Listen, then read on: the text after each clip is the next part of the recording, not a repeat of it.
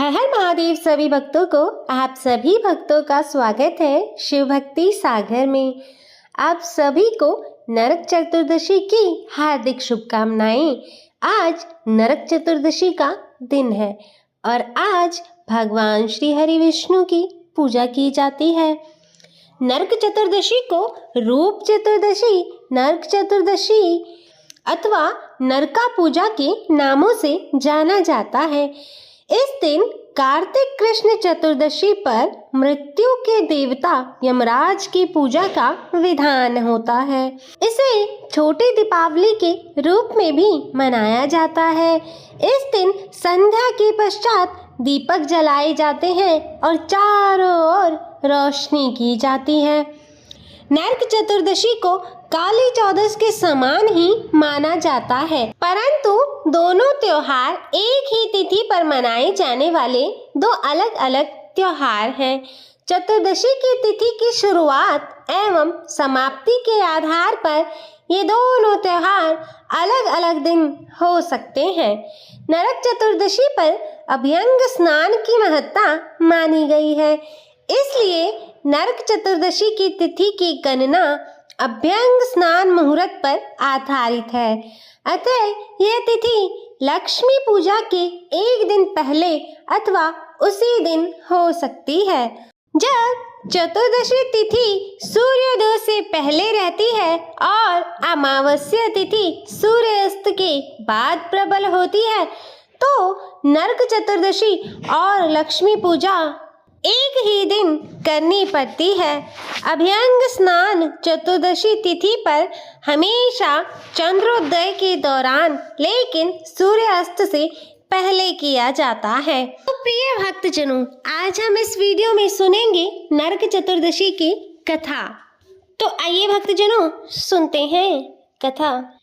कहते हैं कि भूदेवी समस्त प्राणियों का कल्याण करती है और पोषण करती है, लेकिन चिरकाल में एक समय ऐसा भी आया जब उनके ही पुत्र ने समस्त सृष्टि में दहशत मचा दी। हर तरफ उसने अपना आतंक फैला दिया। जब देवतागण भी उसके समक्ष कमजोर पड़ने लगे, तो देवराज इंद्र ने श्री कृष्ण की शरण में जाने का फैसला किया। घबराए हुए इंद्रदेव श्री कृष्ण के महल में पहुंचे। श्री कृष्ण ने उनका स्वागत किया, उन्हें आसन ग्रहण करने के लिए कहा और फिर उनसे वहां आने का कारण पूछा। इस पर इंद्रदेव बोले, हे प्रभु, पूरे देवलोक में हाहाकार मचा हुआ है। नरकासुर नामक एक पापी के अत्याचारों के कारण समस्त देवतागणों पर भय के बादल छाए हुए हैं। मैं यहाँ आपसे हमारी रक्षा की प्रार्थना लेकर आया हूँ। उसने हमारी देव माता अदिति का भी अपमान करते हुए उनसे कुंडल चुरा लिए हैं। यह सुनकर श्री कृष्ण की पत्नी सत्यभामा बोली कि परंतु देवता तो स्वयं सबकी रक्षा करते हैं और अत्यंत शक्तिशाली होते हैं, फिर भी आप लोगों को किसी असुर ने इस प्रकार प्रताड़ित कैसे कर दिया? देवी, इसके पीछे का कारण ब्रह्मा जी का वरदान है, जो कि उन्होंने नरकासुर की तपस्या से प्रसन्न होकर उसे दिया था। इस वरदान के अनुसार कोई भी देवता नरकासुर का वध नहीं कर सकता, इसलिए ब्रह्मदेव ने हमें आपकी शरण में आने के लिए कहा है। यह सब सुनकर श्री कृष्ण ने इंद्रदेव की सहायता करने का आश्वासन दिया और नरकासुर की नगरी की ओर युद्ध करने के लिए जाने लगे। जाते समय उनकी पत्नी बोली, हे प्रभु, कृपया मुझे भी अपने साथ ले चलें। तो श्री कृष्ण बोले, इस युद्ध में साथ चलना तुम्हारे लिए सुरक्षित नहीं है।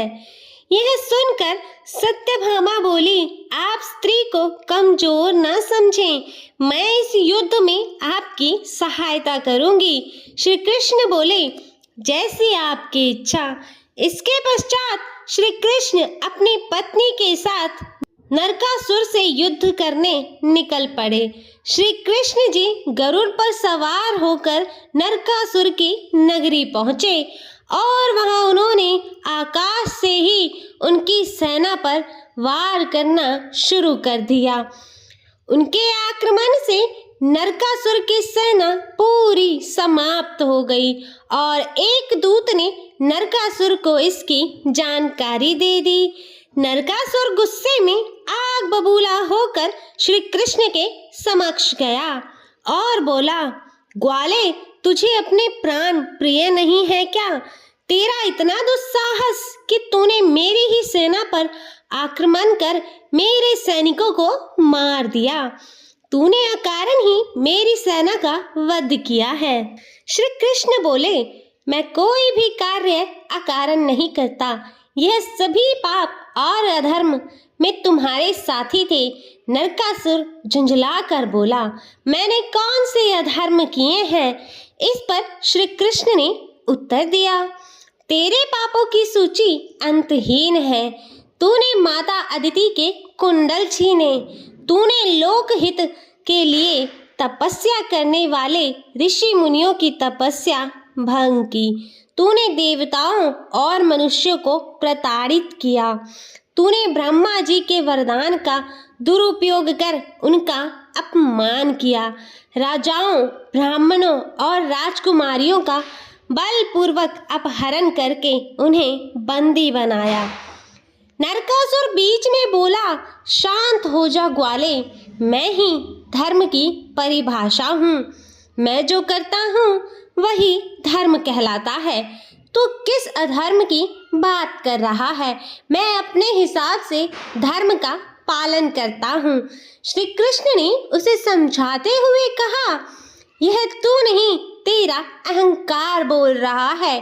पापों के अंधकार में तू धर्म और अधर्म के बीच का अंतर ही भूल गया है।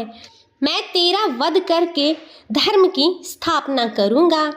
अपने वध की बात सुनते ही नरकेश्वर क्रोध की ज्वाला में जलने लगा और उसने श्री कृष्ण पर अस्त्र चलाकर युद्ध प्रारंभ कर दिया।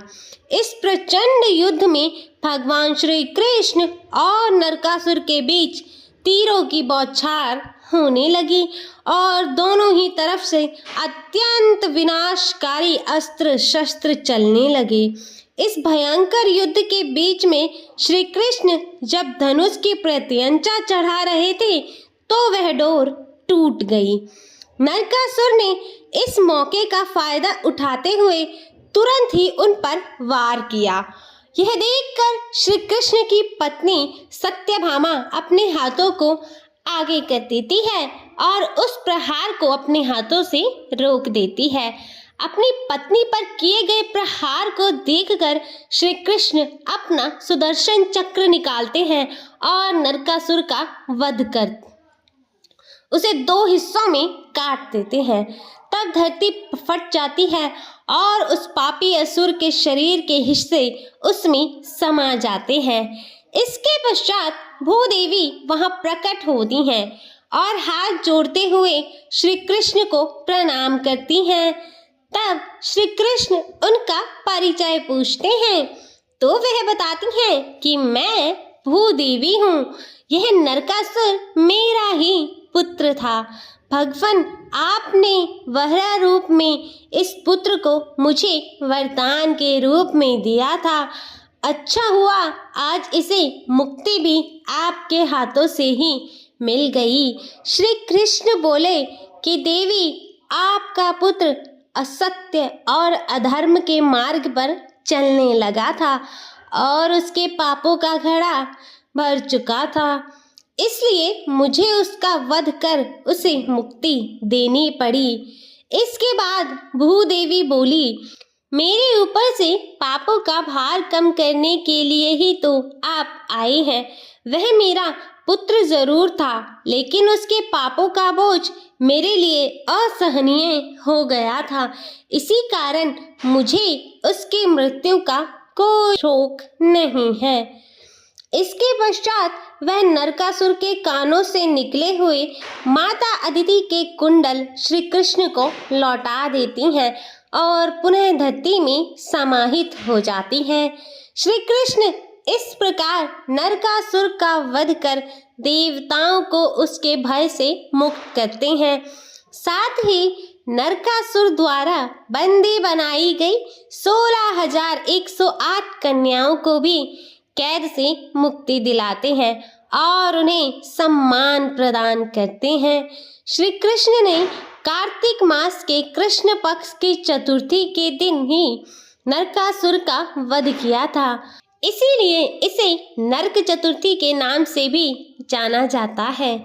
तो बोलिए श्री हरि विष्णु भगवान की जय। तो आइए भक्तजनों शुरू करते हैं भगवान विष्णु की आरती। ओम जय जगदीश हरे, स्वामी जय जगदीश हरे। भक्त जनों के संकट, भक्त जनों के संकट क्षण में दूर करे। स्वामी जय जगदीश हरे। जो ध्यावे फल पावे, दुख बिन से मन का। सुख संपत्ति घर आवे, सुख संपत्ति घर आवे, कष्ट मिटे तन का। ओम जय जगदीश हरे। मात पिता तुम मेरे, शरण गहूँ किसकी। ओ स्वामी शरण गहूँ किसकी।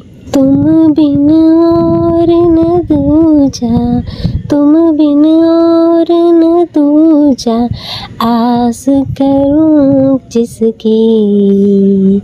ओम जय जगदीश हरे।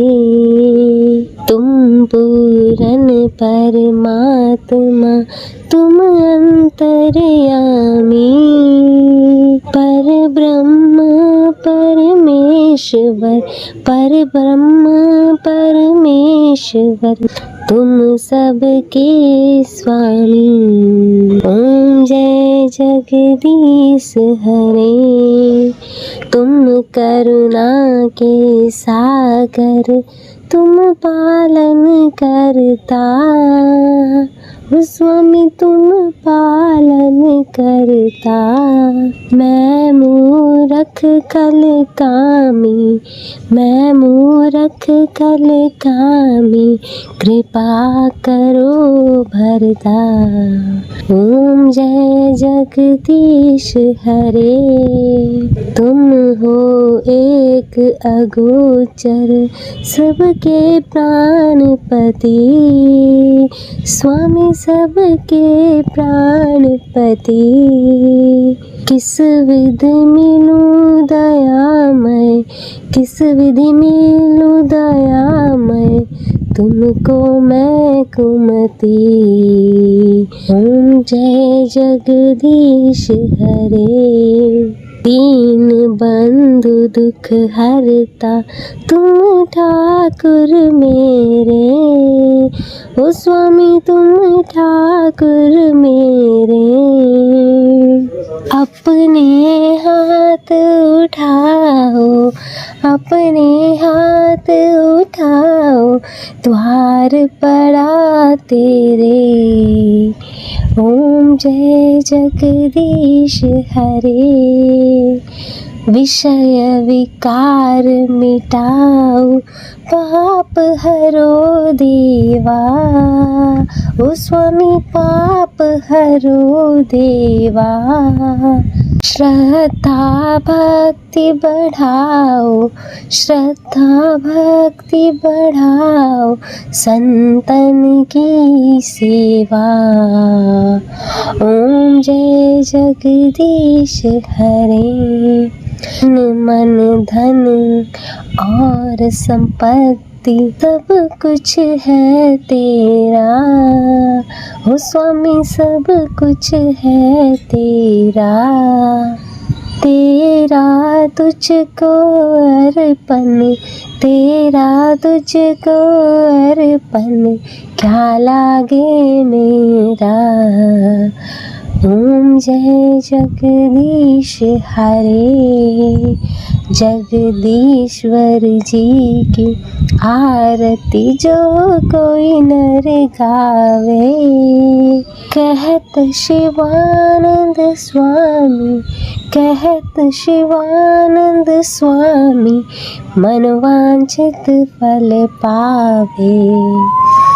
ओम जय जगदीश हरे, ओ स्वामी जय जगदीश हरे।